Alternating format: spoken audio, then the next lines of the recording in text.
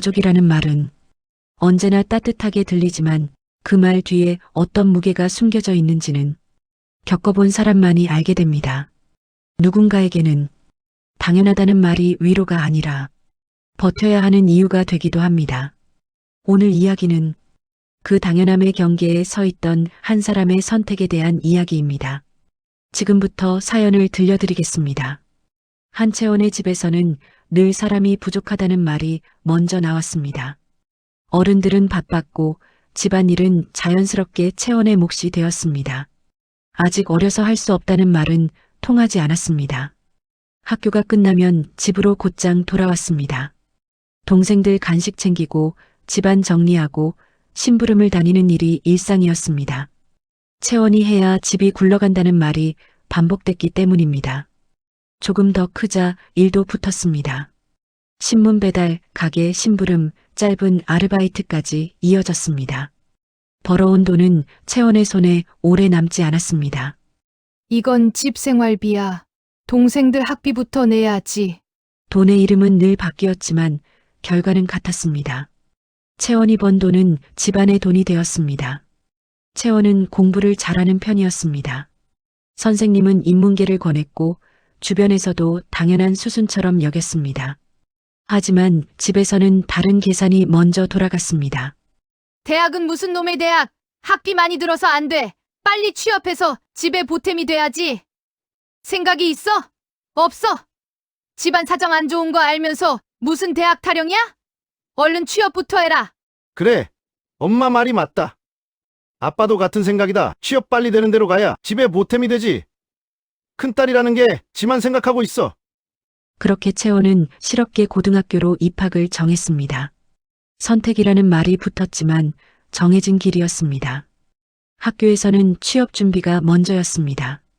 또래가 대학 이야기를 할 때 채원은 자격증과 실습 일정을 챙겼습니다. 사회로 나오는 시간은 빨랐고 월급을 받는 나이도 빨랐습니다. 첫 월급을 받은 날 채원은 봉투를 그대로 집에 내놓았습니다. 부모는 고생했다는 말보다 다음 달 이야기를 먼저 꺼냈습니다. 그 뒤로 돈은 설명이 필요 없는 존재가 되었습니다. 채원이 벌면 집에 쓰는 것이 당연한 구조였습니다. 시간이 흘러 채원은 회사에서 이기련을 만났습니다. 거래처 대표로 마주친 기련은 말수가 적었고 약속을 가볍게 넘기지 않는 사람이었습니다. 채원의 시간을 함부로 대하지 않았고 요구보다 질문이 먼저 나오는 사람이었습니다. 연애는 조심스러웠습니다. 채원은 집 이야기를 쉽게 꺼내지 못했습니다. 돈 이야기가 나오면 늘 같은 결론으로 돌아왔기 때문입니다. 결혼 이야기가 나오자 집안 분위기는 단번에 달라졌습니다. 부모의 반대는 예상보다 훨씬 거셌습니다. 네가 갑자기 결혼하면 우리 집에 얼마나 보태겠니? 괜히 남의 집사람 되면 우린 어쩌란 말이니? 그 말에는 축하도 걱정도 없었습니다. 계산만 남아 있었습니다. 채원은 처음으로 부모님께 자신의 뜻을 말했습니다. 저도 제 인생 살고 싶어요. 부모님의 표정이 굳었습니다. 그 말은 선택이 아니라 배신처럼 받아들여졌습니다. 기련이 어떤 사람인지 얼마나 안정적인지에 대한 이야기는 중요하지 않았습니다. 부모에게 중요한 건 단 하나였습니다. 채원이 더 이상 예전처럼 돈을 가져오지 않을지도 모른다는 사실이었습니다. 그날 이후 채원은 알게 되었습니다. 자신에게 붙어있던 역할은 딸도 가족도 아닌 집안의 몫이라는 이름이었다는 사실을 말입니다. 그리고 그 몫은 결혼을 해도 집을 나와도 쉽게 내려놓을 수 있는 자리가 아니었습니다. 결혼식을 마치고 집을 나왔을 때 한채원은 마음 한쪽이 조금 가벼워진 느낌을 받았습니다. 이제는 집안의 규칙에서 한 발쯤은 벗어났다고 믿고 싶었기 때문입니다. 하지만 그 기대는 오래가지 않았습니다. 신혼집에 짐을 풀기도 전에 부모의 전화가 걸려왔습니다. 안부로 시작한 통화는 몇 마디 지나지 않아 익숙한 방향으로 흘러갔습니다. 살림은 잘 꾸려가고 있니? 채원은 짧게 대답했습니다. 네, 잘하고 있어요. 잠시 침묵이 흐른 뒤 어머니 오미경이 말을 이었습니다. 그래도 채원이 네가 큰 딸이잖아. 그 말은 설명이 필요 없는 신호였습니다. 결혼을 했어도 채원의 자리는 달라지지 않았다는 뜻이었습니다. 며칠 뒤 부모 집에 들렀을 때 그 분위기는 더 분명해졌습니다. 식탁에 앉자마자 생활비 이야기부터 나왔습니다. 아버지 한명철은 신문을 접으며 말을 보탰습니다. 첫 딸은 살림미천이라는 말이 괜히 있는 게 아니야. 채원의 손이 잠시 멈췄습니다. 어릴 때부터 들어온 말이었고 결혼을 했어도 그대로였습니다. 채원이 네가 집에 돈을 조금만 보태주면 집이 편해. 그 말에는 부탁보다 전제가 담겨 있었습니다. 채원이 빠지면 집이 돌아가지 않는다는 인식이 여전히 자리하고 있었습니다. 동생들의 이야기도 빠지지 않았습니다.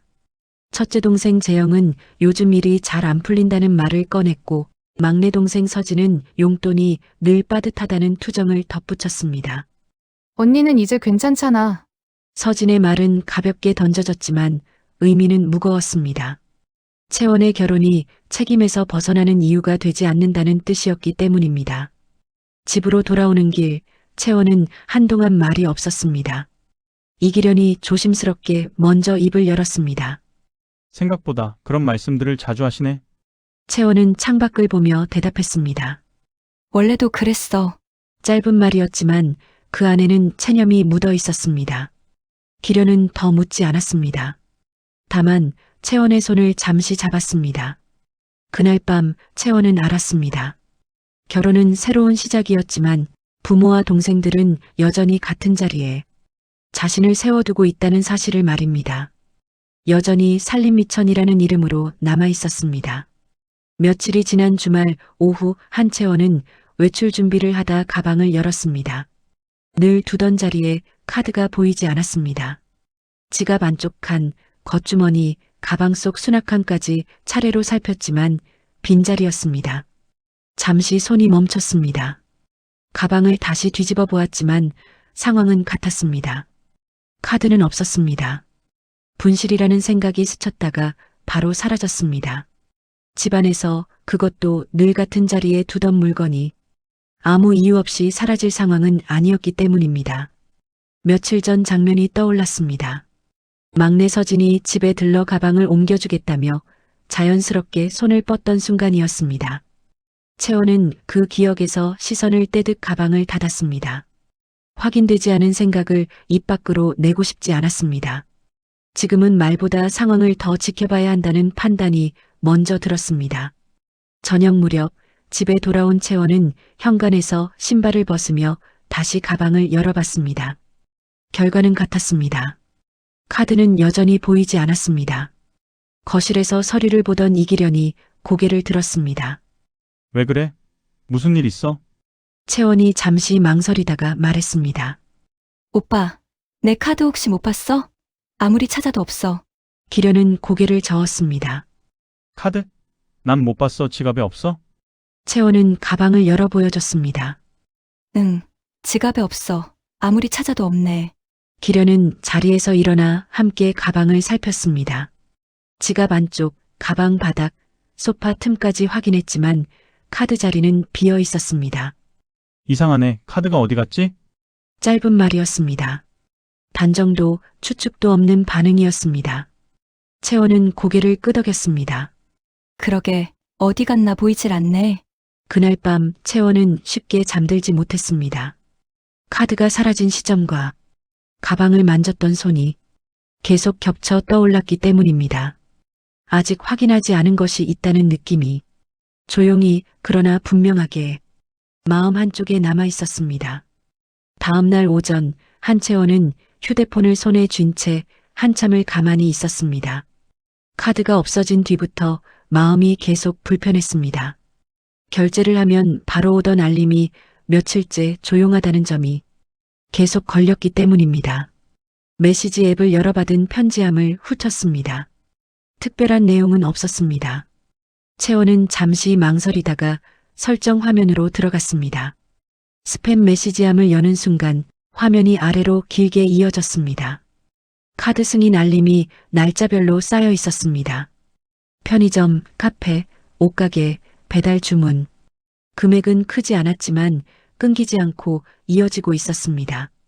채원은 손가락을 멈춘 채 화면을 바라봤습니다. 그때 며칠 전 장면이 또렷하게 떠올랐습니다. 언니, 나 잠깐만 폰 좀 빌릴게. 막내 서진이 자연스럽게 손을 내밀던 순간이었습니다. 잠깐이면 된다며 메시지 하나만 확인하겠다고 했던 말. 채원은 별 생각 없이 휴대폰을 건네줬습니다. 채원은 다시 화면을 내려다봤습니다. 알림 옆에는 차단 표시가 붙어 있었습니다. 승인 문자가 자동으로 스팸함으로 들어가도록 설정돼 있었습니다. 그 설정이 바뀐 날짜와 서진이 집에 다녀간 날이 정확히 겹쳐 있었습니다. 채원은 숨을 고르고 알림 설정을 원래대로 돌려놓았습니다. 손끝이 잠시 느려졌지만 다시 확인하지는 않았습니다. 이미 충분히 연결돼 있었기 때문입니다. 그 순간 화면 상단에 새 알림 하나가 추가되었습니다. 방금 카드 승인 문자를 보고 채원은 얼음이 된 채로 화면만을 바라봤습니다. 지금 이 순간에도 카드가 쓰이고 있다는 사실이 아무 설명 없이 드러나 있었습니다. 저녁 무렵 이기련이 퇴근해 집에 들어왔습니다. 채원은 말없이 휴대폰을 식탁 위에 올려두었습니다. 기련은 화면을 내려다보다가 막 찍힌 승인 시간을 확인했습니다. 지금 막 사용한 거네. 채원은 고개를 끄덕였습니다. 폰 빌려달라고 가져갔던 날이랑 보면 모든 게 맞아떨어져. 기련은 더 묻지 않았습니다. 카드를 정지시키는 버튼을 눌렀습니다. 일단 카드부터 정지시키자. 짧은 말이었지만 상황은 충분히 전해졌습니다. 채원은 그제야 분명히 느꼈습니다. 카드를 가져간 것도 알림을 막아둔 것도 모두 우연으로 설명될 수 없다는 사실을 말입니다. 그리고 그 순간 이 일은 더 이상 혼자 넘길 문제가 아니라는 판단이 조용히 자리를 잡고 있었습니다. 카드를 정지시킨 뒤 한채원은 바로 부모 집으로 향했습니다. 이 집에서는 시간을 끌수록 항상 말이 바뀌어 왔기 때문입니다. 현관문을 열고 들어서자 거실에 있던 어머니 오미경이 먼저 입을 열었습니다. 갑자기 무슨 일이야? 채원의 얼굴을 훑어보더니 말이 이어졌습니다. 혹시 보너스라도 받았니? 돈 주러 온 거야? 그런 거면 통장으로 넣지. 뭐하러 들고 와? 기대가 섞인 눈빛이었습니다. 채원의 얼굴보다 가방을 먼저 살피는 시선이었습니다. 채원은 가방을 내려놓으며 단호하게 말했습니다. 돈은 무슨 돈? 됐고, 서진이 좀 불러줘. 어머니의 표정이 바로 굳었습니다. 아니면 아닌 거지. 왜 그렇게 딱 잘라 말해? 무슨 일인지 말은 해야지. 잠시 뒤 방문이 열리고 서진이 나왔습니다. 귀찮다는 기색이 얼굴에 그대로 묻어 있었습니다. 아이, 왜 불러? 무슨 일인데? 채원은 서진을 보며 곧바로 말했습니다. 야, 너 내 카드 어디 있어? 어머니가 바로 끼어들었습니다. 내 카드를 왜 여기서 찾아? 채원은 시선을 돌리지 않았습니다. 내 가방에 없어. 그리고 카드 쓴 내역이 전부 서진이가 평소 다니던 곳이야. 서진은 곧바로 고개를 저었습니다. 난 안 가져갔어. 언니가 착각하는 거야. 채원은 휴대폰을 꺼내 식탁 위에 올려두었습니다. 편의점, 카페, 옷가게. 서진이 평소 드나들던 곳들이 이어졌습니다. 아버지 한명철이 낮게 말했습니다. 그 정도로 사람 몰아세우지 마라. 채원은 숨을 한번 고르고 말했습니다. 그럼 확인해보자. 그리고 서진을 똑바로 바라봤습니다. 가방 열어. 서진의 얼굴이 굳었습니다. 왜 내 가방을 열어야 하는데? 채원의 목소리는 평소 차분한 목소리와는 다른 단호한 목소리였습니다. 안 가져갔다며? 그럼 확인하자. 잠시 말을 멈췄다가 덧붙였습니다. 카드가 없으면 언니가 서진이 너한테 사과하고 용돈도 챙겨줄게. 거실이 조용해졌습니다. 근데 카드가 있으면 그땐 알아서 해. 서진은 더 말하지 못했습니다. 마지못해 가방을 열었습니다. 겉주머니, 안쪽 수납칸. 채원이 직접 하나씩 확인했습니다. 지갑이 나왔습니다. 채원은 아무 말 없이 지갑을 열었습니다. 카드 한 장이 안쪽 칸에 끼워져 있었습니다. 순간 서진의 말이 꼬였습니다. 그건 그냥... 말이 이어지지 않았습니다. 채원은 카드를 꺼내 식탁 위에 내려놓았습니다. 탁 소리가 거실에 또렷하게 울렸습니다. 어머니의 얼굴이 굳었고 아버지는 시선을 피했습니다. 채원은 카드를 집어들며 말했습니다. 내 카드 여기 있네? 이제 됐지? 다 확인했지? 서진이 작게 말했습니다. 그렇게까지 할 줄은 몰랐어. 채원은 서진을 바라봤습니다. 난 여기까지 오고 싶지도 않았어. 애초에 가져가질 말았어야지. 채원은 카드를 가방에 넣고 자리에서 일어났습니다. 붙잡는 사람은 없었습니다. 집을 나서며 채원은 분명히 느꼈습니다. 이제는 부인할 수 없는 순간까지 왔다는 것, 그리고 다음엔 말로 끝나지 않을 거라는 사실을 말입니다. 친정집을 나선 뒤 한채원의 마음은 좀처럼 가라앉지 않았습니다. 카드를 되찾았지만 가슴 한쪽이 여전히 답답하게 눌린 느낌이었습니다. 집에 도착했을 때 이기련은 거실에서 전화를 막 끊고 있었습니다. 통화를 급하게 정리한 기색이 역력했습니다. 채원이 신발을 벗다 말고 물었습니다. 오빠, 누군데? 전화를 그렇게 급하게 끊어? 기련은 잠시 망설이다가 말했습니다. 장모님하고 장인 어른이랑 다. 채원의 얼굴이 굳었습니다. 뭐? 엄마하고 아버지가? 방금 만나고 오는 길인데? 나한테는 안 하고 왜 오빠한테 하셨어? 기련은 짧게 숨을 내쉬었습니다. 그래서 더 조심스럽더라. 채원이 한 걸음 다가왔습니다. 왜? 무슨 일인데? 그래? 왜 엄마하고 아버지가 무슨 일로 오빠한테까지 전화를 한 거야? 기련은 말 대신 휴대폰을 식탁 위에 내려놓았습니다. 평소에도 연락은 있었어. 근데 오늘은 한 통이야. 잠시 멈췄다가 덧붙였습니다. 이건 같이 듣는 게 나을 것 같아. 화면에 통화 녹음 하나가 떠 있었습니다. 오늘 날짜, 방금 전. 기련은 재생 버튼을 눌렀습니다. 이서방, 오미경의 목소리가 먼저 흘러나왔습니다. 채원이가 오늘 카드 일로 너무 예민하더라. 동생이 카드 좀 쓴 것 가지고 그렇게까지 난리 칠 일은 아니잖아.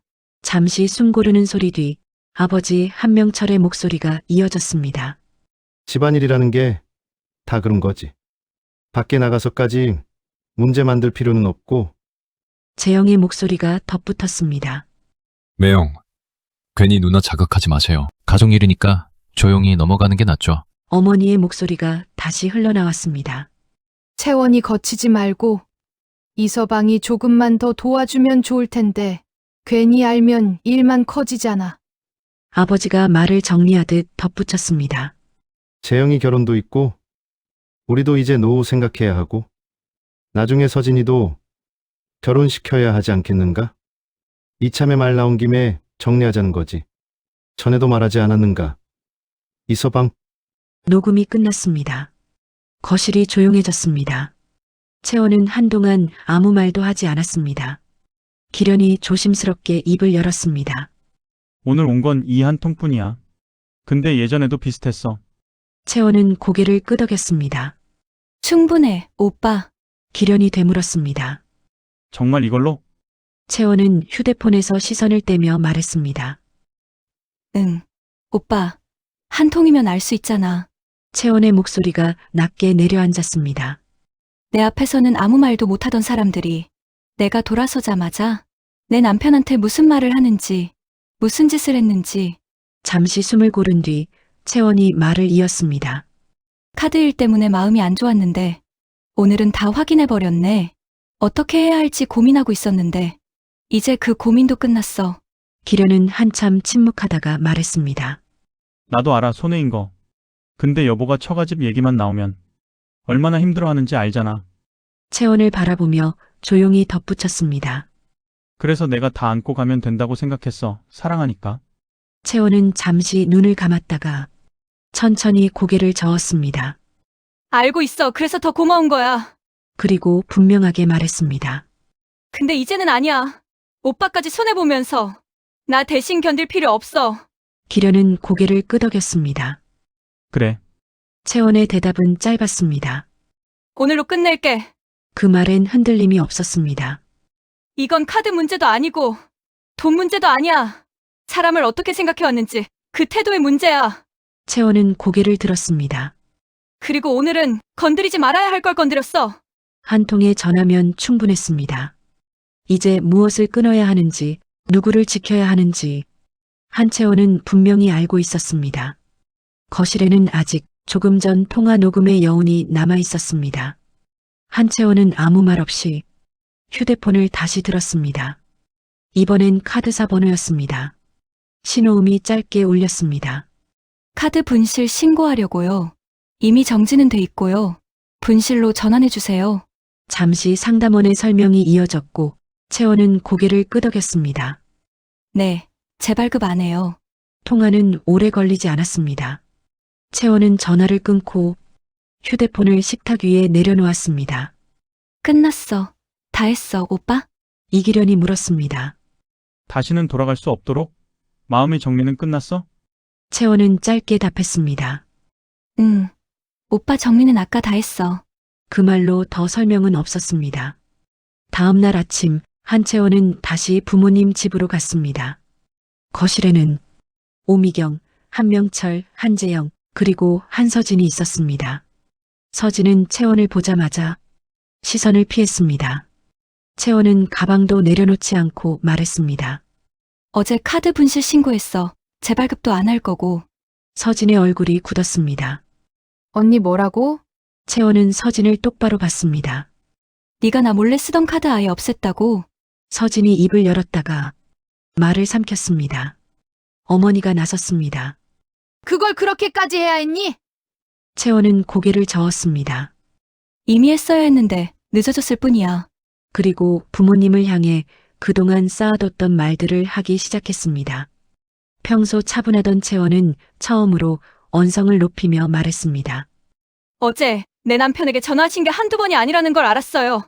안부 묻는 전화가 아니라 돈 요구하는 전화가 대부분이었고 그 전화는 오늘부로 끝이에요.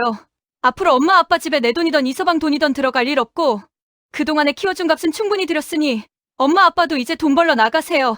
더 이상 기르지 마시고요. 솔직히 엄마 아빠가 해준 게 뭐 있다고 나 몰래 뒤에서 이서방에게 돈 요구. 엄마 아빠 노후 얘기에 재영이 결혼할 신혼집까지 해달라 그러세요? 서진이 결혼도 기련 오빠더러 시키라고요? 엄마 아빠는 뭐 하시고요? 앞으로는요. 이서방에게 전화하지 마세요. 이제 각자 살아가는 거예요. 더 이상 누군가에게 기대지 마세요. 서진이 작게 말했습니다. 언니 너무해. 채원의 대답은 짧았습니다. 너무하긴 뭐가 너무해? 당연한 걸 이제야 하는 거야. 채원은 돌아섰습니다. 붙잡는 사람은 없었습니다. 이미 전날 밤 끊어야 할 것들은 전부 끊겨 있었기 때문입니다. 이건 싸움이 아니라 철이었습니다. 한채원이 혼자 친정집을 나선 뒤 그날 밤은 조용히 지나갔습니다. 연락은 없었고 변명도 없었습니다. 대신 다음 날 오후 초인종이 울렸습니다. 문 앞에는 오미경과 한명철, 재영과 한서진이 서 있었습니다. 이번엔 그들이 찾아온 쪽이었습니다. 한채원은 문을 열지 않았습니다. 현관 인터폰을 통해 말했습니다. 돌아가세요. 어머니가 목소리를 높였습니다. 채원아 잠깐만 이야기 좀 하자. 문 좀 열어봐라. 채원의 대답은 짧았습니다. 할 말 없어요. 돌아가세요. 초인종은 몇 번 더 울렸고 문은 끝내 열리지 않았습니다. 며칠 뒤 그들은 다시 찾아왔습니다. 하지만 집은 이미 비어 있었습니다. 우편물만 쌓여 있었고 전화는 연결되지 않았습니다. 번호는 바뀌어 있었고 연락할 방법은 남아있지 않았습니다. 그제야 친정 가족은 알았습니다. 이번에는 정말로 돌아갈 길이 없다는 걸 말입니다. 서진은 가장 먼저 현실을 마주했습니다. 계산대 앞에서 멈춰 서는 일이 반복됐고 그때마다 자기 이름으로 된 카드가 없다는 사실을 똑똑히 확인했습니다. 부모 집은 빠듯해졌습니다. 생활은 거칠어졌고 돈 이야기는 더 이상 누군가에게 던질 수 없게 됐습니다. 누가 벌어다 줬는지, 누가 감당해 왔는지 이제는 부정할 수 없었습니다. 그 사이 한채원과 이기련은 이사를 마쳤습니다. 주소도 전화번호도 어느 쪽에도 알리지 않았습니다. 문을 두드릴 사람도 설명해야 할 이유도 그곳에는 없었습니다. 새 집의 저녁 채원이 말했습니다. 이제는 돌아갈 집이 아니라 살 집이 생긴 것 같아. 기련은 고개를 끄덕였습니다. 그래, 이제 여기가 우리의 새 보금자리야. 우리의 행복을 이어갈 보금자리. 부모를 버린 것도 동생을 저주한 것도 아니었습니다. 그저 자기 삶을 자기 자리로 돌려놓았을 뿐이었습니다. 그날 이후 한채원과 이기련은 흔들림 없는 일상 속에서 자기들의 행복을 살아가고 있습니다. 문을 닫은 뒤 두 사람에게 남은 것은 후회가 아니라 조용한 평온이었습니다. 연락이 끊긴 뒤 친정집의 생활은 빠르게 드러났습니다. 누군가 대신 짊어져주던 몫이 사라지자 집안의 균형도 함께 무너졌습니다. 한서진은 더 이상 미룰 수 없었습니다. 집에만 머물 수는 없었고 기댈 곳도 남지 않았습니다. 카페와 매장을 옮겨 다니며 알바를 시작했습니다. 근무 시간은 길었고 손에 남는 건 많지 않았습니다. 더 이상 기대어 해결할 수 있는 길은 없었고 그제야 자기 삶은 자기 몫이라는 걸 알게 됐습니다. 한재영의 사업 이야기는 자연스럽게 사라졌습니다. 도움이 없다는 사실 앞에서 계획은 멈췄고 현실이 먼저 자리를 차지했습니다. 재영은 중소기업에 들어가 일을 시작했습니다. 야근이 잦았고 하루는 늘 빠듯했습니다. 결혼 이야기는 끝내 다시 나오지 않았습니다.